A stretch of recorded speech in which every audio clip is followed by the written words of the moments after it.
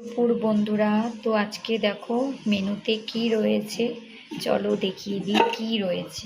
তো এখানে দেখো রয়েছে ভাত, যেটা ছাড়া খাবারটাই দুপুরের অসম্পূর্ণ।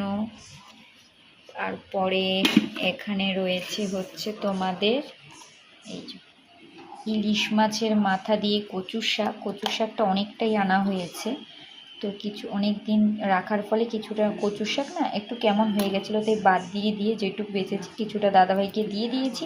আর এই যে আমাদের জন্য রেখেছি। আর করেছি হচ্ছে সেমন বেশি কিছু আজকে করিনি। আর এই যেখানে দেখো রয়েছে ডিম, আর এই উপরে কুসুমটা এই যে মাম্মাম খাইনি, তাই এটা রেখে দিয়েছি। আর এই যাদিকে পটল দিয়ে আলু দিয়ে ডিমের ঝোল করেছি। তো কেমন লাগলো আমার মেনুটা? অবশ্যই যদি ভালো লাগে তাহলে অবশ্যই একটা লাইক করো, কমেন্ট করো। ঠিক আছে, চলো টাটা, বাই বাই।